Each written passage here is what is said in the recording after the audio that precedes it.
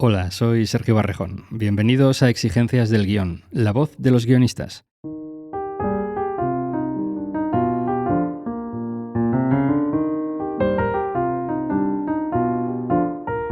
¿Tienes un guión de cortometraje? ¿Tienes entre 18 y 40 años? Pues Cinema Campus te ofrece gratis una formación intensiva de 4 jornadas que abarca todas las fases de desarrollo de un cortometraje: producción, financiación, elaboración del dossier, distribución. Cinema Campus se celebra en Montilla, Córdoba, del 13 al 21 de septiembre y la organización cubre los gastos de alojamiento y manutención de los 6 guiones seleccionados. Además, el autor del guión ganador recibirá 1.500 euros de premio y su corto será producido y distribuido en festivales. Inscribirse es gratis y puedes hacerlo hasta el 8 de agosto. Más información www.cinemacampus.es.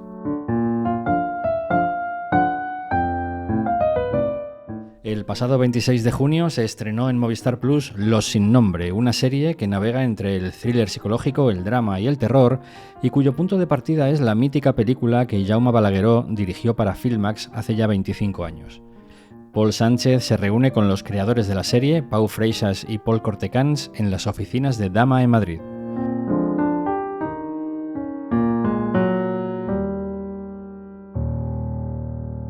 Hoy tenemos con nosotros a Paul Cortecans, bienvenido. Hola, buenas. ¿Qué tal, cómo estás? Muy bien, la verdad. Perfecto. Y Pau Freixas, ¿qué tal? Muy bien.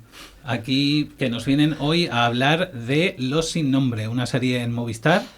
La serie empieza cada episodio con una secuencia en el pasado y luego salta 7 años. Y yo creo, si no recuerdo mal, que todos los episodios empiezan así.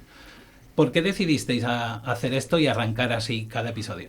Bueno, la serie, originalmente la idea era que es una serie que pasa en 2 tiempos, pero hay una tercera línea temporal que es incluso antes de que atañan nuestros protagonistas, nuestros personajes, que es un poco la creación de este grupo, de este culto, de esta secta que da título a la serie, y que había dos maneras de enfocarlo, que era o bien a través de gente contándote quién eran y lo que hacían y lo que se sospecha que hacían en el pasado, o enseñándolo. Como siempre es mejor mostrar y los hechos están en el pasado, es decir, no están en activo, decidimos buscar este formato que no es que sea muy novedoso, pero es muy práctico, de empezar cada capítulo con un flashback que nos diera retazos de quién es esta organización y que el espectador pueda ir como montando en su cabeza qué quieren exactamente, incluso si son buenos, si son malos, si tienen algo que ver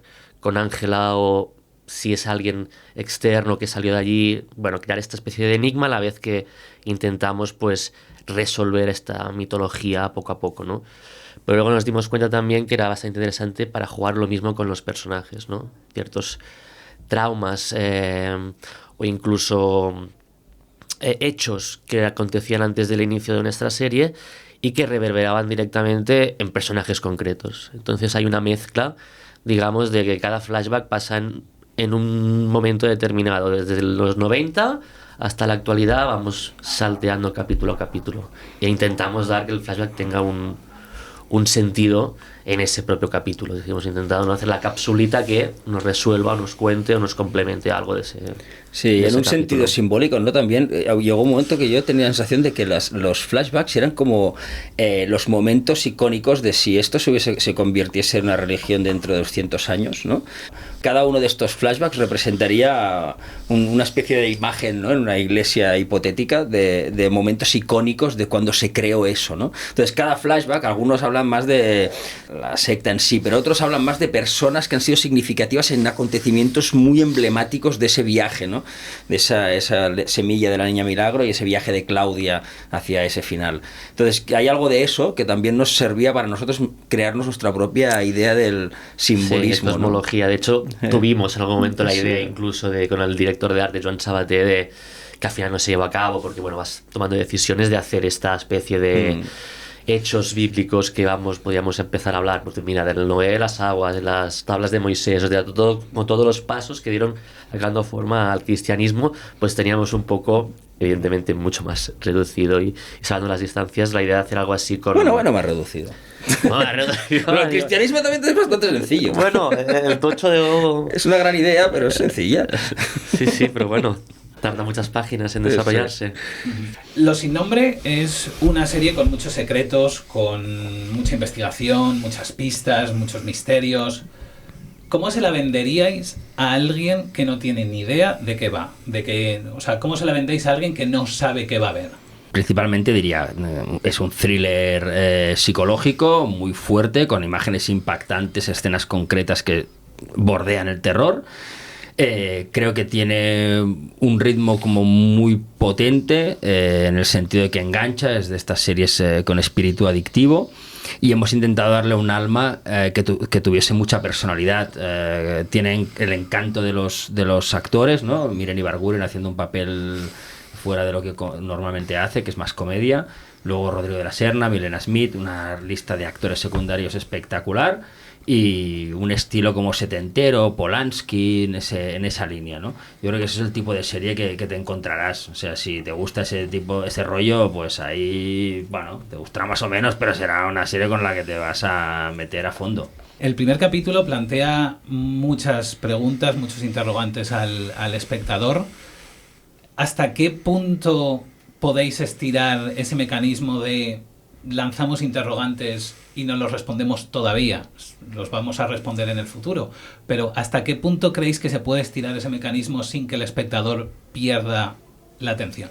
Bueno, una de las claves es darles los personajes que quiera seguir. Es decir, ¿no? Al final el trabajo de guión, de la narrativa, es como dar la información, pero también es un poco el juego del trilero. Y mientras te distraigo con algo que te enganche, a lo mejor te estás olvidando de este detalle de trama que ahora mismo no quiero que te preguntes, o a través de ciertas estructuras o mecanismos de acción. Pero básicamente yo creo que depende de primero crear una pregunta que quieras ser respondida, o sea, eso es esencial. Aquí se suma, no es quién mató a Ángela, es si podría estar viva Ángela, es decir, ya hay como una carga de un reencuentro que no es solamente coger a quien lo hizo, ¿no? que es el whodunit clásico, que ya con eso tiras. Pero hay que vigilar de no quemar al espectador y seguir lanzándole preguntas de manera que se vayan reinventando, ¿no? De varios pasos. Cuando te hemos respondido a una, la gracia es que te salga otra y esa otra te lleve a otra y vayas haciendo estas ramificaciones, teniendo en cuenta que algunas te va a gustar más cómo están resueltas, otras te van a gustar menos. Esto pasa también con todos los finales de pelis con giros y con un gran enigma, que siempre te imaginabas que sería de otra manera. Esto es un riesgo que corremos, por la idea es que la serie se vaya desplegando, que una única pregunta contenga muchas preguntas, ¿no? Y que cerrando una abramos otra. También hay una especie de complicidad con el espectador, que es una madre buscando una respuesta si al final del camino está su hija o no, de esa llamada, ¿no? Tú eso ya sabes que no te lo van a resolver hasta el final. O sea, ¿qué vamos a hacer al siguiente capítulo? A ver si me lo resuelven ahora. El espectador ya sabe que eso va a llegar al final. Y entonces eso le da, ya sabe cuál es el viaje. Oye, vamos a ir de aquí a 600 kilómetros. Vale, muy bien. ¿Y por el camino qué? Bueno, pues por el camino hay que ir sirviendo unos tentempiés y unos juegos y unos giros y unas salidas que me entretengan, que me diviertan, que de vez en cuando me sorprendan o me impacten o me provoquen emociones, aunque sean dramáticas, lo que sea, ¿no?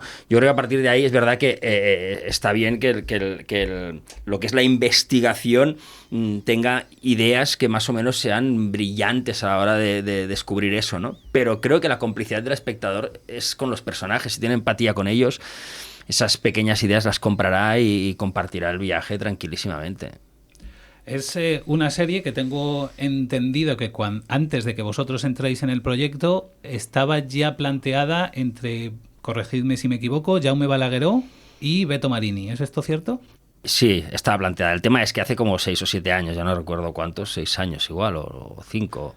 No sé, vaya. El tema es que Fran Araujo de Movistar arrancó la idea de... habló con Jaume y con Beto con la idea de hacer una serie basada un poco en la novela y en la película que hizo Jaume hace 25 años, ¿vale? Ellos estuvieron desarrollando desde Movistar una biblia de esto, ¿vale? Al cabo de un tiempo abandonaron. Aquello no llegó a buen puerto y bueno, por lo que sea, no se sigue adelante. Pero como los derechos de la novela y de la película son de Filmax, nosotros desde Filmax dijimos, tía, esto es una pena, tío, es que realmente ese detonante era muy bueno. Con lo cual dijimos, bueno, ellos los han desestimado, pero nosotros nos quedamos un poco el material que tenían y vamos a encargarle a Paul que haga su viaje con esto, ¿no? Entonces Paul estuvo 4 años escribiendo los guiones, modificando y tal. Cuando tuvimos una cosa que nos parecía que tenía sentido y que molaba y tal, lo llevamos a Movistar otra vez y dijimos, oye, aquello que lo abandonasteis en su día nos parece que podría ser interesante. Aprovechamos, bueno, de hecho Paul lo explicará mejor, pero vaya, aprovechamos algunas cosas de las que había en la Biblia de Beto y Jaume, parte de la iconografía de Jaume, las mariposas, cosas de este tipo que hay en la serie, que son muy chulas y su imaginario es muy potente, y después, a partir de ahí, cuando fuimos a Movistar, dijo, hostia, me interesa, tal, me gustaría que la hicieras tú, Pau, y que le dieras una vuelta a eso, con lo cual Paul tuvo que coger los guiones otra vez y reescribirlos en base a que yo me pudiese conectar con aquello y sentirlo como algo propio también, ¿no? Y hicimos un tercer cambio, segundo cambio, llámalo como quieras, ¿no? Y ese ha sido un poco el viaje de la historia, de los guiones. No claro, sé por lo que entiendo, durante 4 años Paul trabaja los guiones y tú, Pau, no estabas presente. Sí, yo leía los guiones y los comentábamos, pero yo con la idea de potenciar el camino que a él le salía, no con la idea de traerlo a mi terreno. Es muy diferente cuando tú lees unos guiones y dices, hostia, yo creo esto, Paul, podrías intentar aquí, ¿cómo va tal? Pero el filtro es su estómago y su cabeza. En cuanto yo decido, o Movistar me pide y yo me meto a decir, hostia, ¿cómo hago? Pero cuando me lo propusieron tuve que tomarme un momento para decir, déjamelo pensar. O sea, hay una forma humana de que esto me lo llevo yo a mi terreno. Cuando vi que sí, dije, bueno, tío, Paul, pues le dije esto, ¿no? Tengo una noticia buena y una mala. La buena es que la harás y la mala es que la haré yo. Entonces esto significó lo que significa. En aquel momento dijo, no es mala. Pero en el fondo había un viaje de reescritura muy cabrón cuando ya has hecho el viaje una vez, ¿no? Claro, justo iba a preguntar que una serie, una historia como esta, con tantas pistas, con tanto misterio, ya de por sí requeriría bastante reescritura y bastante trabajo de guión, pero claro, al entrar un director como tú, Pau, que dices, me lo tengo que llevar un poquito más a mi terreno, ¿cuánto tiempo trabajáis en esa reescritura, ahora que ya estaba Pau en el proyecto? Pues yo creo que un año, ¿no? Más o menos. Sí, un año. Sí que es verdad que los 3 primeros capítulos tienen pocos cambios comparativamente con lo que vendrá. Evidentemente es lo que tú dices, un thriller, tocas una pieza en un momento y tienes que volver atrás, claro, porque se han movido 4 cosas más, ¿no? Pero más allá de la trama, yo creo que fue un trabajo más de personajes, de profundizar en los personajes, de buscar un tema, una tesis, si quieres llamarle, ¿no? De qué estamos contando exactamente, de profundizar en lo sin nombre, bueno, hubo un trabajo de aterrizarlo todo un poco de lo fantástico, en un mundo donde todo podía ser posible, a tener un pie en la realidad y otro pie en lo simbólico, un poco, ¿no?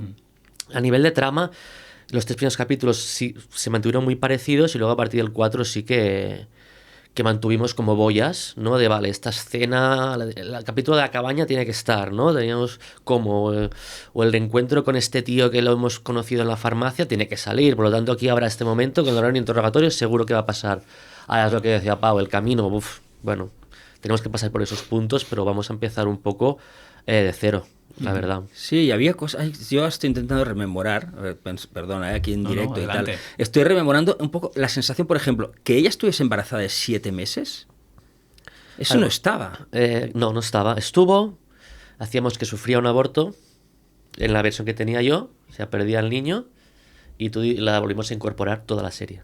Pero no estaba nunca con la barriga de 7 meses. El aborto no era así, este nivel. No. Ella recibía la noticia de enhorabuena, estás embarazada. Antes estabas esta, pero no tenías una tía con un barrigón con 7 paseándose meses, por el mundo. Correcto. Cada este tipo de cosas, claro, de personaje repente modifica icónico también, de hecho, pero claro. no empezaba con un parto, no sé si era ginecóloga. No, era doctora de urgencias. Era más indeterminado. Sí. Entonces, a través de, de encontrar, ¿no?, el concepto de la maternidad, los niños, todo esto, pues vas como estrechando el camino y de médico, mujer de ciencia, medicina, ginecología, pues vas apuntando cada vez, ¿no? Porque a pesar de esto que estoy diciendo, que es bastante significativo, es verdad que los 3 primeros eran bastante así. Eran bastante parecidos. Sí, sí, es decir, eran el cambio bastante así. más Cambiaron brutal mucho los vino 3 segundos, últimos porque tres. dónde íbamos a parar cambió completamente. Eran 7 capítulos, lo que yo tenía, no 6. Entonces, bueno, un Sí, trabajo sí, fue un viaje. Muy de mesa, ¿eh? O sea, de pegarnos la chapa. de pegarnos un la poco. chapa mucho. Sí, sí. Claro, y además estoy pensando que todo este trabajo de mesa que estáis comentando lo hacéis teniendo en cuenta que esto está basado en una novela y en parte también en una película. O la película no. No, o- ni una cosa ni la otra. Ni una Ni una cosa ni la cosa ni la otra. otra. Vale. De hecho, la adaptación de Jaume de la novela ya es súper libre. Es decir, yo evidentemente vi la película antes que leer la novela, porque la leí por primera vez para adaptar el de esto y pensé, bueno, cogió la premisa Jaume y el nombre del culto. Incluso el final de la peli de Jaume, que es de lo que más recuerda a la gente, no está en el libro. El libro acaba de manera muy diferente. Y nosotros al final hacemos lo mismo que hizo él en su momento, que es coger la premisa, coger a este grupo de gente, organización que puede ver, ¿no? Que puede tener esa niña dada por muerta, y a partir de aquí la investigación que pueda surgir. Porque es una premisa que es muy potente, pero que te da una de margen de maniobra enorme, porque puedes ir a donde quieras. Cuando dices la premisa, entiendo que es la historia de esta chica, bueno, de esta mujer, Claudia, que pierde a su hija Ujú. y en un momento dado recibe una llamada y supuestamente es su hija que no está muerta. Claro, es una chica adolescente que dice, soy yo, ven a buscarme. Porque han pasado 7 7 años. años. De 8, ahora pues eso, tendría unos 15, 16 años. Y entonces, claro, hay todas las preguntas de, ¿es una broma de mal gusto? Porque hay gente que es capaz de hacer esto, me están estafando, que es lo más posible, pero ¿y si? Claro. Ese 1% de posibilidades de que, ¿dónde ha estado? Se ha escapado por fin. La pesadilla que comentábamos, ¿no? Que es lo que da más miedo de toda la serie, pues que te desaparezca un hijo y no lo encuentres nunca, ¿no? Entonces ese miedo, ese volver a tener el estómago en ese sitio es lo que es, yo creo que es la premisa más potente, junto a que haya una especie de presencia que son los sin nombre, que tienen algo que ver, ¿no? Yo creo que esos dos elementos son los que engarzan. Pero bueno, lo del embarazo, por ejemplo, fue una idea posterior y no forma parte de la premisa en sí. También a veces encuentras cosas de los personajes a través del discurso de tesis o el dilema que quieres que mueva el personaje, le acabas dando un sentido, ¿no? Que es, en este caso era bonito la idea de la antigua vida, Ángela, mi hija, aquella que perdí, y la nueva vida, que es la que estoy construyendo ahora embarazada con mi nueva pareja, tal. Entonces, que esas dos vidas están en contraposición, porque en cuanto yo empiezo a buscar a Ángela, estoy poniendo en peligro ese embarazo que tengo de 7 meses. Y si decido centrarme en el embarazo y descansar y tal, no sigo la idea de que mi hija pueda estar viva, ¿no? Y esa idea, pues es un conflicto que nos parecía muy poderoso para que acompañara al personaje. Y de repente cuando surge la idea de que esté embarazada a ese nivel, dices, hostia, esto mola, tío. Claro, habéis comentado la duda de puede que me estén tomando el pelo y sea una broma pesada, pero ¿y si no lo es? Esa duda la verbalizan en algunos momentos los personajes. Estoy pensando en el interpretado por Susi Sánchez, la abuela. En el piloto, ella plantea dudas de que lo que esté ocurriendo. En este momento no me estoy refiriendo a si Ángela está viva o no, me estoy refiriendo a otro tipo de cosas. Pero la duda como tal, el creer o no creer, es un tema central en esta serie. Completamente. De hecho, bueno, es un poco el dilema que planteamos, ¿no? El dilema intelectual de fe o razón, ¿no? Hacia dónde te decantas, que está claramente empivotado por el personaje de Claudia, que es eso que hemos dicho, no, por una mujer de ciencia, ante una posibilidad que solo tiene sentido si te agarras a lo esotérico, a lo paranormal, a lo imposible, de alguna manera. Entonces nosotros viajamos con ella y planteamos esas dudas al espectador, ¿no? Hay personajes como el personaje de Susi que pueden verbalizar que, bueno, cada uno a veces ve lo que quiere ver, y hay otras ocasiones donde damos la oportunidad del espectador de decidir, ¿no? ¿Quién salva al personaje de Laura? ¿A Ángela porque la besa o porque su madre 20 segundos antes le ha hecho una RCP? Pues hombre, el escéptico dirá, es la RCP. Y el que quiera creer dirá, hombre, aquí hay algo que no es normal. Y ese tipo de elementos que nunca acabamos de romper la baraja, no siempre estamos en el terreno de lo poco probable. Es científicamente, pero no imposible, es lo que nos va construyendo este tema y tesis, ¿no? Un poco de fe o razón por el que va transitando el personaje de Claudia. Que eso también tú lo asocias mucho a esto de la locura, ¿no? Que es un personaje que, bueno, que ha tenido un pasado traumático, que ha habido momentos donde ha perdido un poco la noción de la realidad, y eso, bueno... Sí, para mí tiene... Bueno, no deja de ser Hay un viaje que es bonito, que es la idea de que tener fe en algo prácticamente imposible está muy cerca de ser una persona que se vuelva loca, ¿no? Y mucho más si es una necesidad para poder seguir respirando casi, poder creer en aquello, ¿no? Entonces, desde los ojos de otros de los personajes, Claudia está entrando está brotando prácticamente, ¿no? Y desde los ojos del espectador tienes el dilema de decir, oye, voy con mi prota porque ella al final tendrá la razón, o estoy asistiendo a una serie que me está hablando de casi una persona que está teniendo un brote, ¿no? Y ese viaje también está ahí. Y detrás del viaje está la fe. Bueno, sí, claro, es una loca, o está teniendo la fe que toca tener, porque teniendo fe puedes llegar al otro lado, ¿no? No sé, es lo que plantea la serie, que tú puedes posicionarte donde quieras como espectador, ¿eh? Y que la fe en lo largo de la serie no tiene por qué llevarte a un buen sitio también. No planteamos eso de que, bueno, la fe es un motor, es una fuerza, pero la meta que consigues a través de la fe no tiene por qué ser blanca. A lo mejor te lleva a un sitio oscuro. Entonces, bueno, es esta pregunta, ¿no?, que vamos lanzando capítulo a capítulo.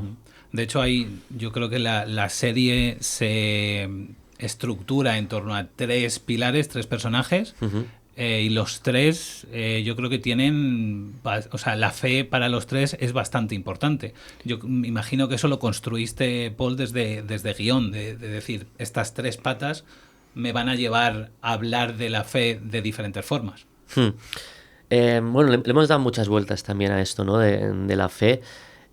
Porque los personajes a través también de mi viaje, el de Pau, el que hemos hecho con Movistar Plus también, que con Fran en desarrollo, de intentarle encontrar ese motor de cada personaje, nosotros teníamos claro que con mínimo Claudia y Salazar, que son la policía y la madre, partían del mismo accidente, desde el mismo trauma, y eso los llevaba a sitios diferentes, ¿no? Y luego teníamos el tercer personaje, que era Laura, que originalmente era una periodista externa a la trama, es decir, que simplemente aparecía e investigaba un hecho, casi desde la viralidad, y intentaba aprovecharse del asunto. Y hay algo en el personaje que no acaba de engarzar bien con los otros dos, hasta que, no sé si viniste un día y lo hablamos por teléfono, y hostia, que sea la persona que es resucitada. Y de aquella manera de repente encajó. Y claro, el motor de los 3 en el fondo parte del mismo incidente desencadenante y les lleva a sitios muy diferentes. Pero claro, una es la madre de la niña muerta, la otra la tiene como una especie de mesías que la revolvió la vida, y el policía, que hay una especie de culpabilidad y efecto espejo, y que ni él mismo sabe dónde está la herida inicial, ¿no?, de lo que está sucediendo. Entonces, claro, eso es cuando encontramos, yo creo, el crack. Sí, básico que los 3 tengan un vínculo directo con lo que está pasando. Y para mí son 3 colores distintos de... O sea, sí que podríamos decir, los 3 están como fe en el sentido de que confían que eso puede llegar a un lugar donde haya respuestas, ¿no? Eso sería el tipo de fe. Pero yo creo que los 3 tienen... O sea, para mí, Salazar no deja de ser... Es un autoengaño, es una huida. Laura, la resucitada y tal, yo creo que es más una introspección, es una búsqueda de explicaciones internas propias, de sentidos casi existenciales. ¿Por qué estoy viva? ¿Por qué yo? Preguntas como muy complejas, pero está buscando esas respuestas. Y Claudia simplemente tiene una necesidad de la madre que ha perdido una hija, y es igual. O sea, me da igual en qué hay que creer. O sea, en que hay que creer, si hay una opción de que esté ahí, voy. Entonces le da igual todo, le da igual ella, le da igual lo existencial, le da igual la huida o la no huida, es una cuestión muy, muy pura de la maternidad. Y esos 3 colores hacen que ese vínculo con la fe está ahí, pero son muy distintos, ¿no? Es una serie que va del drama al thriller, al terror, lo fantástico, y no termina de estancarse en ningún punto, sino que está siempre en ese equilibrio, intentando mantener un poco también la duda de la que hablábamos antes en el espectador. ¿Es un equilibrio difícil de conseguir? ¿En algún momento habéis tenido feedback, sea de Movistar, sea de algún analista de guión, que os diga, creo que deberíais decantaros más hacia el drama más puro o hacia lo psicológico, ¿habéis tenido algún tipo de feedback así? No. Para nada. Nadie nosotros no nos condiciona a nadie cuando hacemos las series, en general. Tienes una... Nosotros mismos un poco somos Nosotros los que decimos, mismos, sí. Aquí nos estamos pasando a lo mejor un poco, Sí, ¿no? esto no nos apetece. Y lo que funciona es que Pau, además, él tira más hacia el thriller psicológico y yo tiro más hacia el terror, hacia la oscura, hacia la fantasía. Y al final es un equilibrio que cuando uno se iba más hacia el drama, otro se iba más hacia el terror, y había un balanceo ahí de tirar un poco la cuerda y quedar en un punto intermedio, por lo que encontrar este tono en escritura ha sido bastante natural. Luego había un trabajo que ha hecho Pau ya con foto y con arte y todo esto que le ha dado esta atmósfera, casi un género, es un estado de ánimo lo que tiene la serie, ¿no? Porque definirla, pues eso, un thriller psicológico con tintes de sobrenatural y toques de tragedia, sí. Pero al final es como un estado de ánimo, ¿no? Que es un estado de ánimo incómodo, yo diría, no es un sitio relajado en el que estar. Inquietante. Sí. Pero no hemos sido condicionados por nadie a ningún nivel. A mí me parece más fácil encontrar el sabor perfecto pudiendo usar más ingredientes que teniendo que usar solo uno, o decir, no, es que esto es un drama, ¿no? Y dices, hostia, ya bueno, tío, pero ¿y el contrapunto? Al final, claro. ¿Qué será? ¿No? Cotidianidad, vale, venga, pues va, pero ya necesitas algo, porque si no, hostia, solo drama vas a acabar empachado, y más con una serie, que al final no es una cosa que digas, mira, voy a entrar en un dramón, durará 80 minutos y cuando salgas estarás destruido. Bueno, vale, perfecto, igual me lo como, pero claro, si la semana siguiente tengo que volver, no sé si ese dramón te lo comes con ese solo ingrediente, ese único ingrediente, ¿no? Claro. Y aquí esa mezcla yo creo que te daba oportunidad de hacer cosas, y para los cliffhangers es estupendo, ¿no? Poder apretar más el terror o el misterio, o en un momento dado irte más a lo emocional para respirar lo otro. O lo simbólico, es que es más divertido a priori. Es más arriesgado, porque el tono es una cosa difícil de conseguir y de mantener y no romper, pero una vez encuentras las normas un poco con las que jugar, es divertido poder ir de un sitio a otro manteniendo esta coherencia. Bah, es que el tono es lo mejor, tío. No en esta serie, de cualquiera, ¿eh? Sí. Encontrar el tono es lo más divertido, o sea, desde la escritura todo. Es quizá lo más difícil, ¿no? Encontrar en qué sobre todo en algunas historias concretas, que el tono es muy particular. Si te vas un pelín para un lado, ya no estás en lo que querías, y si te vas un pelín para el otro, tampoco. Bueno, es que es como la personalidad, es como las personas. Tú conoces a una persona, la miras y dices, ¿qué tono tiene? Y es un tono mega preciso. Se lo cambias un poco y es otra persona. Claro. Entonces, bueno, las series son eso, ¿no? Las ficciones en general. Os comentaba antes, creo que era a ti, Pau, te comentaba antes, fuera de micro, que hace una semana más o menos hicisteis una presentación de la serie con público aquí en Madrid. Y tengo una cita textual que dijiste tú. A ver qué dije. Dijiste, tener buenos actores te mejora el guión. ¿En qué medida trabajas tú el texto, el guión de Paul con los actores? ¿Cómo lo trabajas?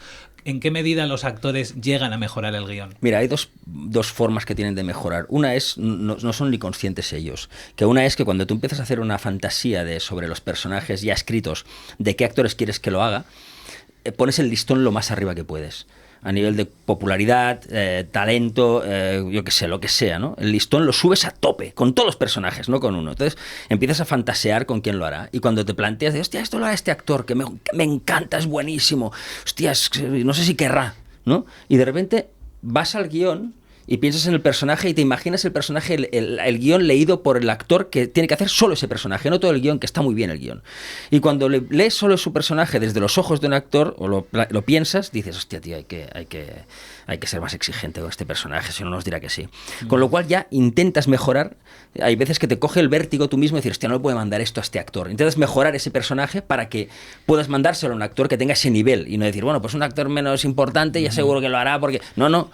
Entonces ahí hay un nivel. Y el otro nivel, ¿quieres decir algo de esto, eh? No, que me hace gracia porque es que me recuerdo yo escribiendo como un loco separatas solamente para mejorar el personaje en ese separatas, ¿sabes? Porque teníamos claro que teníamos que reescribirlo, pero ahora lo importante era que esas 3 separatas, la gente dijera, el actor, actriz, dijera, me interesa, quiero saber más de este personaje, ¿no? Total. Y entonces ahí ya te mejora, porque ya te exiges más porque quieres que el actor tal. Y luego la siguiente fase es en los ensayos, que es donde empiezas o las ensayos significa Lectura de guión, a lo sobre mejor. todo conversaciones. No es tanto ensayar el texto, levantarlo y tal, como hablar mucho del imaginario, del universo, de qué tal. Y ahí sumamos actores, a Paul, yo, bueno, la script, las personas que sean, ¿no? Y en esa tertulia, de repente, parte de lo que la persona es, el actor, pues se va impregnando en el debate que hacemos, y de repente hay cosas que se pueden reescribir para acercarnos a conclusiones a las que llegamos, ¿no? Eso lo mejora. Luego es verdad que el diálogo, una vez está escrito y te llegas al set, vamos cagando leches. No hay improvisación, no se inventan cosas los actores que mejoran el texto, no es verdad.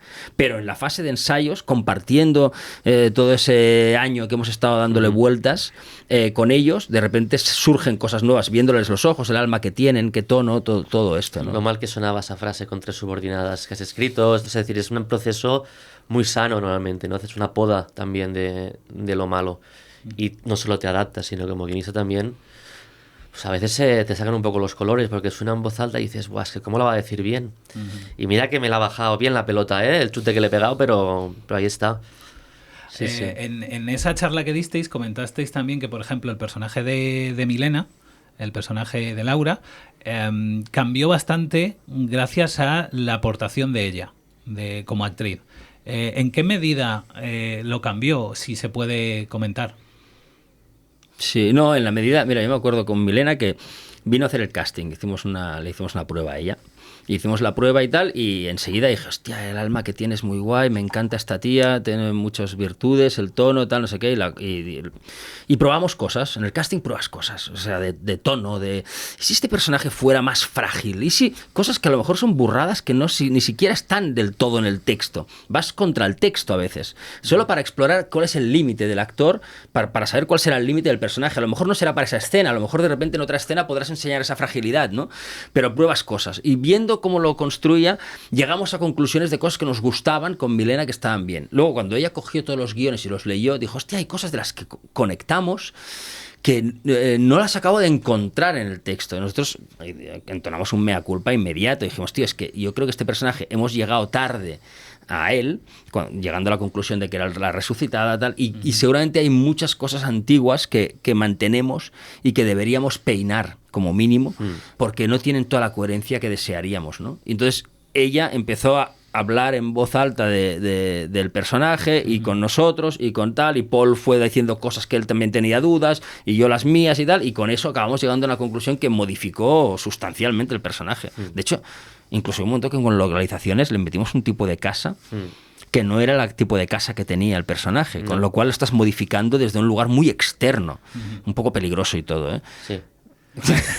Sí, es de las locas que yo como guionista dije, wow, vale, ok. Sí. Hay un plano en el episodio 2 con el personaje de Milena que me gusta mucho. Es un plano que empieza, un plano detalle de las cicatrices, del tatuaje de ella, luego pasa al reflejo de la bañera de una imagen, y en ese reflejo luego nos damos cuenta que la imagen que está reflejada es la imagen de Ángela, que ha creado el personaje de Milena, de Laura, una especie de mural con ella. Eso me llevó a preguntarme en qué medida hay ese movimiento de cámara en guión y en qué medida es aportación directa de dirección. Y en qué medida el guión de Pau te inspira a crear este tipo de planos, este lenguaje. Sí, es un cruce. Yo, para darte pie, sí. no estaba en guión así. Se fusionaron dos elementos que había en guión, que era el momento de la bañera existía como tal y tenía un mural altar en otro lado de la casa. Y yo creo que fue una cuestión de localización, una vez verse la localización y con foto y tal, hacer esta unión. Sí, yo me pasa un poco que, o sea, ahora si él me dijera que estaba, se lo compraría. O sea, se lo compraría, en el sentido de que cuando sales de la sala de guión y te vas a rodar, yo olvido la literalidad del guión.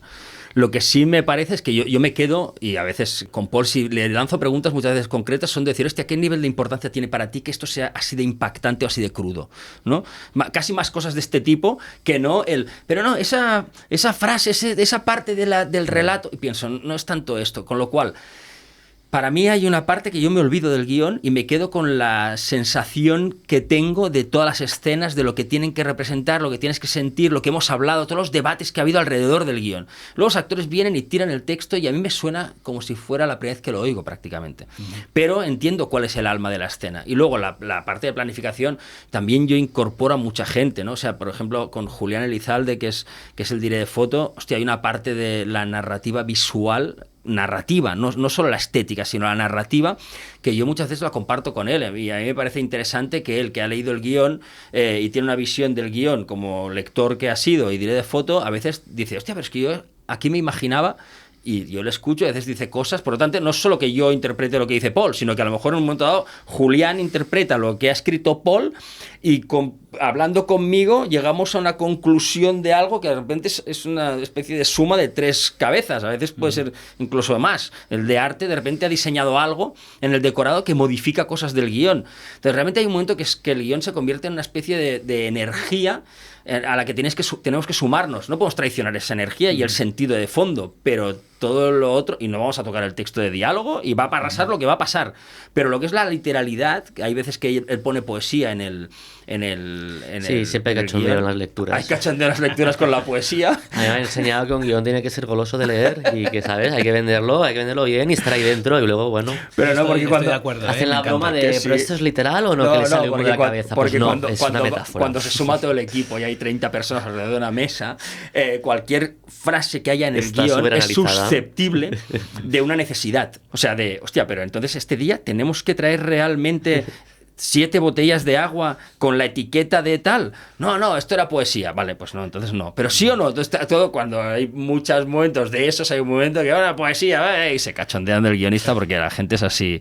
Pues somos un equipo con confianza. Sí, también. Complicidad. Esto es siempre desde la familia, digamos. Paul, a mí me encanta lo de la poesía en el guión. Yo soy de los que siempre defiende que se puede ser literario en un guión, por claro. Lo que has dicho, que al final hay que entretener al lector, porque ese lector, si no se entretiene, probablemente no te financie el proyecto. Correcto. De hecho, tenemos un episodio que a mí me gusta mucho en el podcast con Pilar Palomero, en el que analizamos el guión de Los Destellos, y Pilar en ese guión llega a describir cómo huele la habitación en la que entran, o cómo huele las prendas, o se dedica a 3 o 4 líneas de guión a describir una mirada y qué sienten esos personajes, qué están sintiendo, que se supone que como guionistas no se puede hacer. Ningún manual te va a decir que eso se puede hacer, claro. Exacto, sí, pero sí. a mí me parece maravilloso que lo hagáis. Sí, no, de hecho, yo hacía un ejercicio cuando daba batallita, cuando daba clase de guión en las CAC, les ponía el inicio de Breaking Bad y les hacía transcribir lo que veían en pantalla en formato de guión.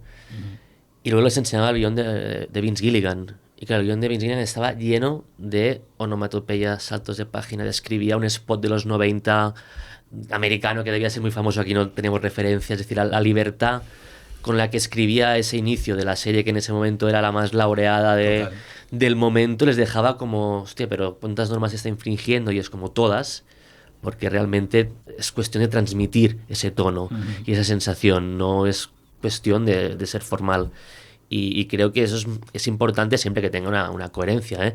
Si es una comedia tiene que hacer reír el guión y tratamiento y viceversa. Nosotros teníamos un tono más seco en los diálogos, las lecciones tenían poesía, pero tenían un tipo de poesía más oscura, más con unos adjetivos, con unas adverbios, una manera de construirla que me transmitía aquello, ¿no?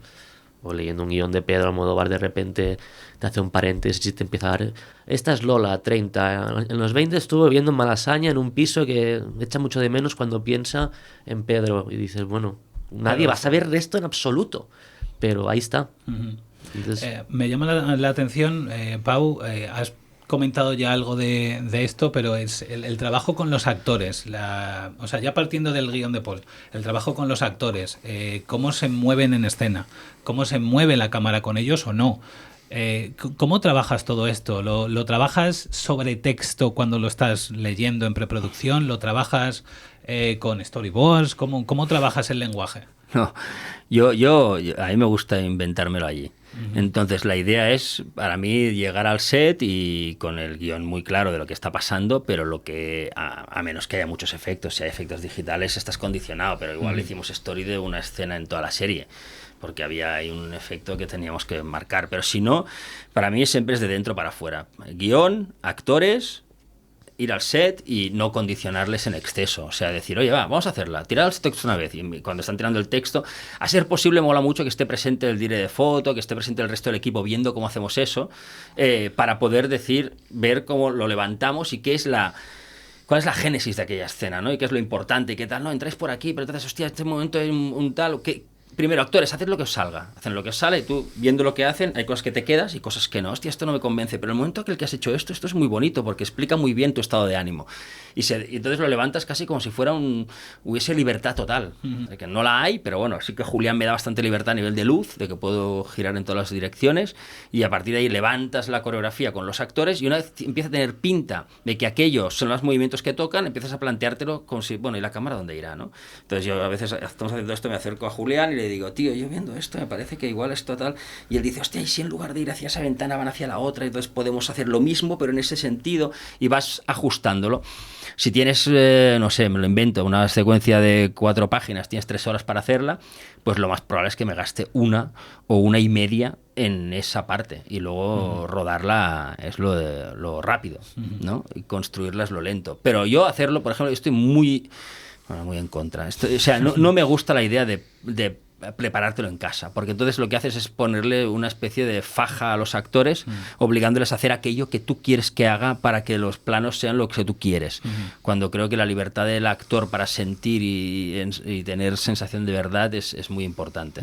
Claro, siguiendo al hilo de lo que está diciendo Paul, entiendo que tú no marcas movimientos de los actores en escena en ningún momento, a no ser que por algún detalle o alguna necesidad narrativa necesites marcar algo muy concreto. Correcto, sí. Y cuando estoy al lado en este caso de Marieta Torrent, que era la script, y también está en mi equipo, porque ahí al final hay alguien que está muy encima del guión, que es la script, y dice, esta mirada que había aquí, y es como, vale, no era importante, o no, esta mirada me marca que de aquí 4 escenas van a encontrarse sin que hayamos dado ninguna pista previa. Entonces, bueno, es una mirada, no pasa nada, pero en ese caso es importante, ¿no?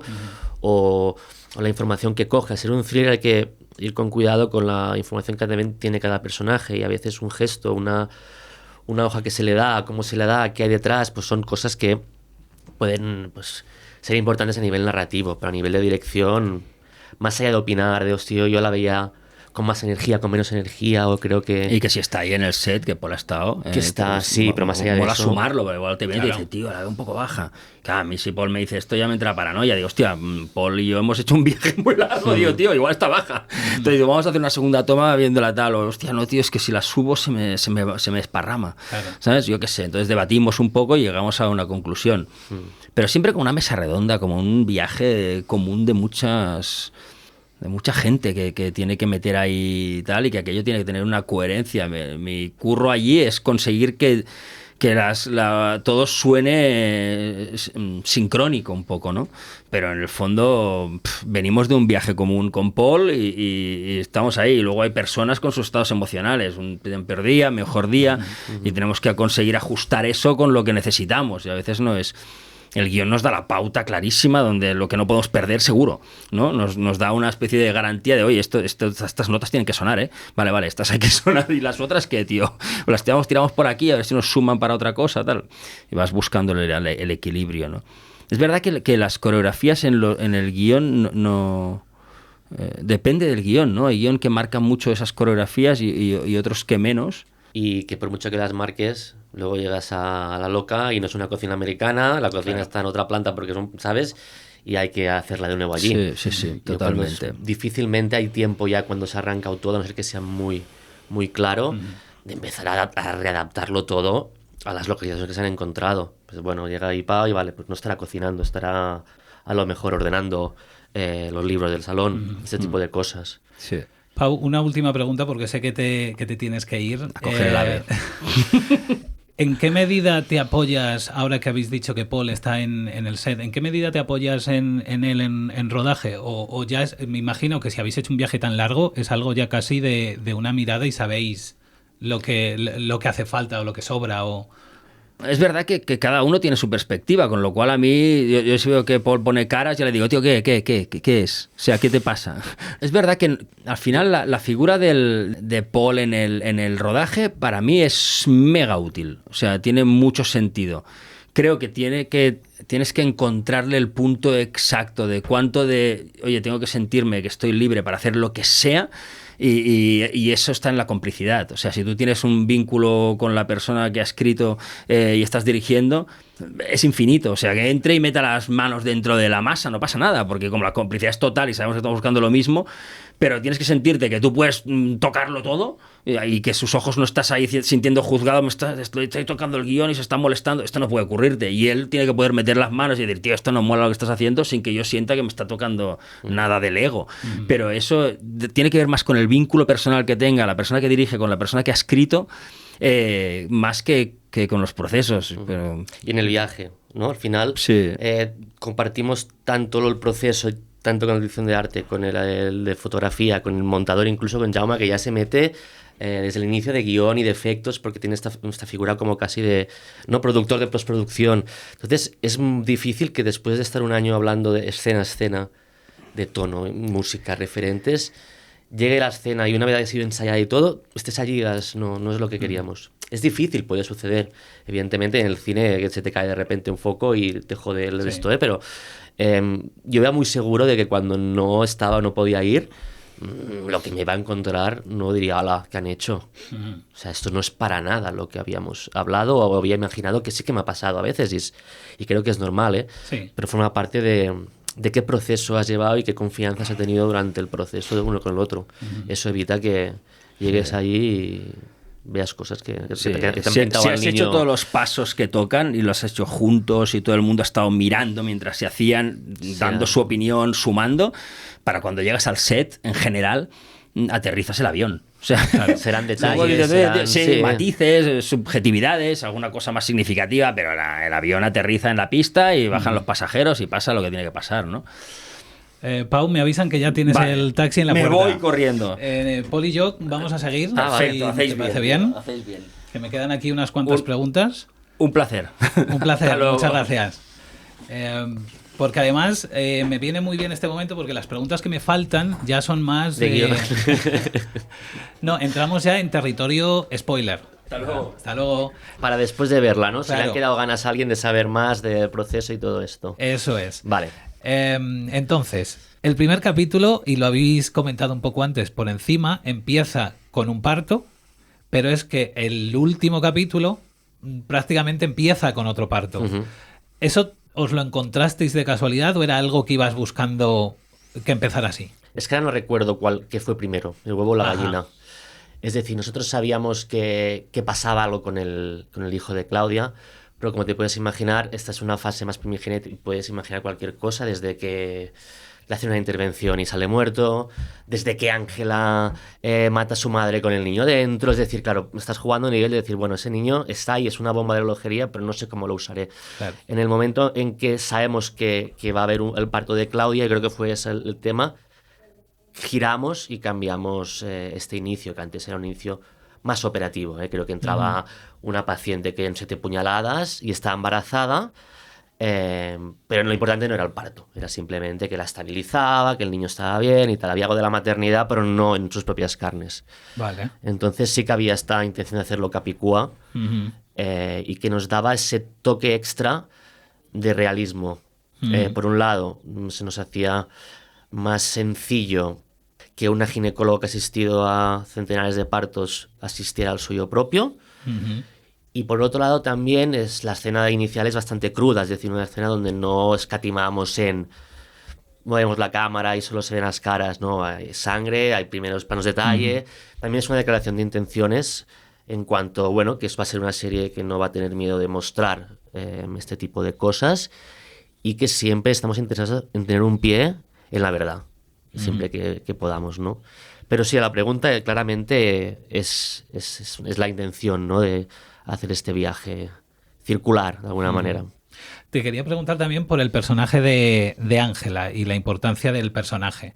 Ángela es muy importante en el primer episodio. Durante el resto de la serie la tenéis no voy a decir como un MacGuffin, pero prácticamente, porque los personajes están buscando si es real, si no es real, qué le ha pasado a Ángela, qué no le ha pasado.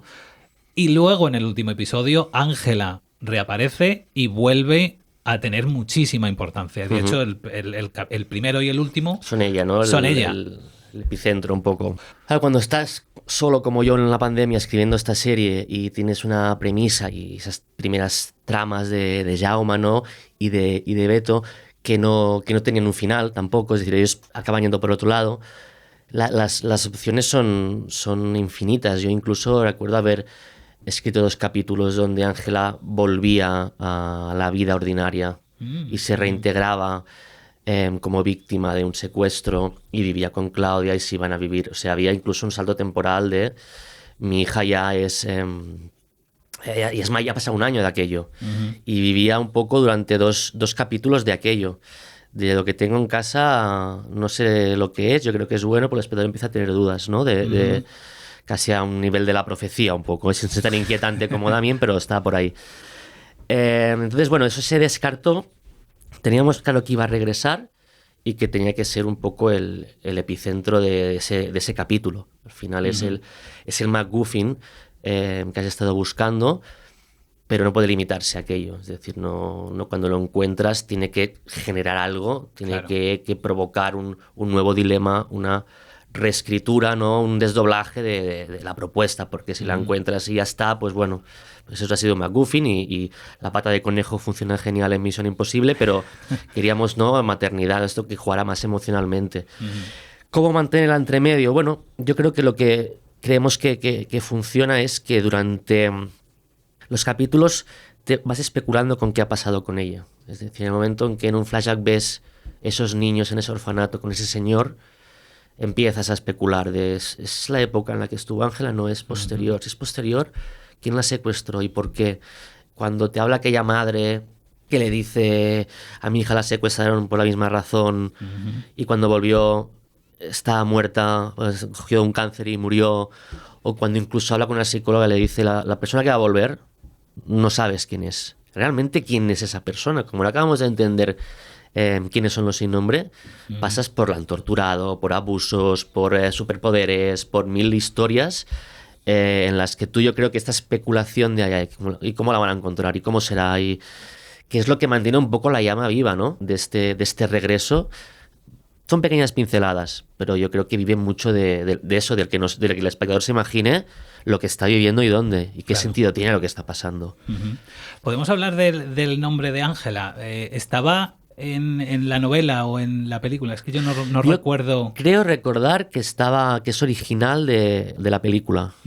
Porque nombres, a mí me parece fantástico y me parece que está súper bien elegido porque, claro, Ángela, teniendo en cuenta que se convierte en esa figura mesiánica, es casi como un ángel caído del cielo, por lo tanto el nombre de Ángela me parece súper bien elegido y al mismo tiempo los ángeles se caracterizan en el imaginario popular por tener alas y las mariposas tienen alas, las mariposas son elementos muy importantes también en la serie.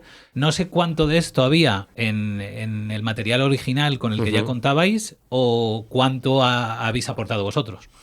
En cuanto a nombres, yo creo que los que había en la mitología original de la película se han mantenido, que creo que eran Claudia, Ángela y Santini. Que es que también es un nombre que significa santo. Entonces, bueno, sí que tenían esta doble lectura o este simbolismo. En cuanto a los demás, que yo recuerde, no hemos vuelto a jugar con elementos así. Yo no, a no ser que sean cosas muy concretas, había un punto de querer enraizar la serie también en la realidad. Y al pensar en esos niños del orfanato, pues lo normal es que se llame Kevin, el otro se llame Juan, el otro se vuelva a llamar Juan. Entonces, creo que hay una serie de nombres más bien tirando hacia lo común, teniendo estas dos referencias. No hay nombres que realmente estén muy pensados. Yo como guionista en general no suelo pensar en lo simbólico, sino un nombre que suene bien, que no se parezca mucho a otro que haya, y que vaya con la personalidad o que yo creo que vaya con la personalidad no del personaje y el actor. A nivel estructural de cómo armas y construyes la serie, los pulsos narrativos, me llama la atención que la llamada de Ángela que hemos comentado al principio, bueno, hemos comentado varias veces, de mamá, sigo viva, ven a buscarme, sea el final del episodio y no ocurra antes en el episodio. Yo cuando escuché un poco la premisa y de qué iba, dije, pues esto será, a lo mejor ocurre en los primeros 10-15 minutos. Sin embargo, es el final del episodio. ¿Hubo algún momento en el que dijiste, este es el arranque y empiezo por aquí, justo con la llamada? No, nunca. Porque la película empezaba así. Y el libro prácticamente empieza así. Empezaba con la llamada. Con la llamada. ¿No? Es verdad que, si te lo recuerdo mal, hay un pequeño flashback en donde encuentran un cadáver, que es el de la niña. Y nada, 5 minutos después ya estamos en el presente. La idea de hacer una serie era expandir, para bien o para mal, es lo que tienen las series, que todo se hace más largo, claro, y se hace más extenso, se cuentan más cosas. Y una parte importante para nosotros o para mí en ese primer inicio era que tú tenías que conocer a Ángela. De alguna manera, tenías que haber convivido con ella, tenías que haber sentido el dolor y la tristeza de esa madre que había compartido. Nada, en el final son 3 o 4 escenas con ella antes de desaparecer. Entonces para nosotros era prioritario que pudiéramos conocer a la que será un poco el MacGuffin, como tú decías, de la serie, y tener este tiempo que es algo muy propio del género, en una normalidad común, un elemento externo distorsiona pues la realidad, ¿no? El bien, y este factor externo es lo que hace que todo se dispare hacia otras direcciones. Entonces, lo que sufrí más es para encajar todo eso en el primer capítulo. Claro, cuando tú recibes esta sinopsis y se vende así la serie, es que hasta el minuto 50 no sabes que eso es la serie. ¿No? Porque pasas por muchos factores de, vale, va a ser la historia de una niña secuestrada. No, vale, va a ser la historia de un duelo y de cómo se espera, no, que está viva. ¿Sabes? Que ese flashback, ¿tendrá algo que ver ese tío? O sea, es un primer capítulo donde hay que dar mucha información de universo, de personajes, de tono, de elementos, y hay 2 saltos temporales muy heavies. Entonces, hay gente que dice, hostia, cuánta cosa, y hay gente que dice, guau, vaya viajazo, porque es que los otros son muy lentos. Es que, claro, tienes que estar ahí metiendo una detralla increíble. Y queríamos sobre todo eso, no lo planteamos porque creíamos que lo bonito de hacer la serie era como, bueno, vamos a dar el espacio a aquello que el libro no ha podido, no ha querido, la película no ha podido, ha querido dar espacio. Y ya por último, una última pregunta también un poco a nivel de cómo estructuras ya los capítulos como unidades.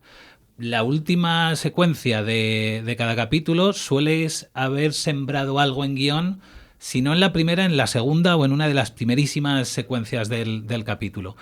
Yo es que soy un fanático de lo clásico, la verdad. O sea, no quejo mucho de los manuales de guión, pero bueno, hay cosas que funcionan y que son muy gustosas para el espectador, y el planting, play, payoff es una cosa que siempre funciona. Y en este caso lo que me ayuda, en este caso concreto, o en otros ejemplos, ¿no? Esos flashbacks que acaban con una revelación, también es el mismo mecanismo, es poderle dar una entidad en cada capítulo, que es una cosa que bebe mucho de la novela, ¿no? Que yo creo que una serie es más parecida a una novela que cualquier otra obra, porque hay algo de capitular que a veces, bueno, es una decisión. Yo quería que los capítulos fueran un capítulo, y pudieras decir el capítulo de la cabaña, el capítulo de la comisaría, el capítulo en que vuelve Ángela, el capítulo en que el medium la estafa, ¿no? Era como, vale, bloques temáticos. Entonces, esas construcciones de tema, de personajes que aparecían, de elementos que daban un pequeño ecosistema dentro de la serie de 6 capítulos, a mí me interesaba que existieran, y que esas cápsulas tuvieran esta entidad, porque sobre todo es una serie que, si te paras a pensar, pasa toda en 6 días o 5 días. Es decir, acabamos los capítulos y empezamos al siguiente donde hemos terminado. Son personajes que no se sientan casi nunca, no comen casi nunca, es decir, está como montaña rusa todo el rato, ¿no? Y el hecho de poder hacer estos mecanismos de cuadrar y cerrar los capítulos me da un poquito estos bloques de pausa, ¿no? Para que en tu cabeza no fuera aquello de, esto ya no sé si pasó en el 5, en el 4, entonces, bueno, me da bastante entidad, y yo como guionista la tranquilidad de decir, vale, este capítulo va de una madre que encuentra a otra madre que ha pasado por lo mismo. Y todas las direcciones de este capítulo van hacia aquí. O este es el capítulo en el que Claudia empieza a alejarse de la realidad. ¿Qué son los elementos que nos apoyan? Y evidentemente, pues en este caso, ¿no? El capítulo donde Claudia cree que está volviendo a ser loca, lo que pasa es que hay una llamada, una segunda llamada. Esa segunda llamada, tú ya como espectador dices, ¿está loca o realmente es ella? Entonces, de alguna manera, temáticamente intento vincular también la pregunta o el tema del capítulo con su final, que yo creo que es lo que te hace la sensación de acabar en alto también, ¿no? De lanzarte otra pregunta, resolverte una por lanzarte otra enseguida. Claro. Paul, muchísimas gracias. A ti. Ha sido un placer escucharos. Muchas gracias.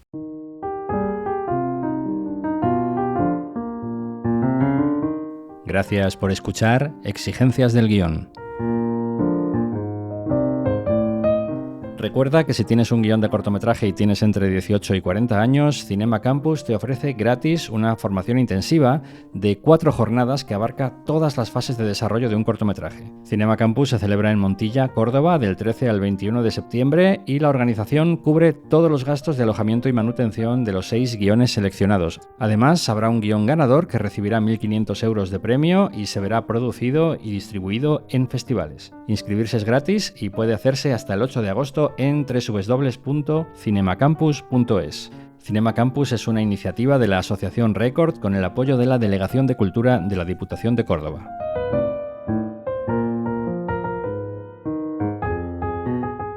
Redacción y realización: Paul Sánchez. Diseño gráfico: Jorge Espejo. Música: Julio Barrejón, interpretada por Ana Álvarez Prada. Puedes contactar con nosotros en el email podcast@exigencias.es o en el teléfono de España 613 006650.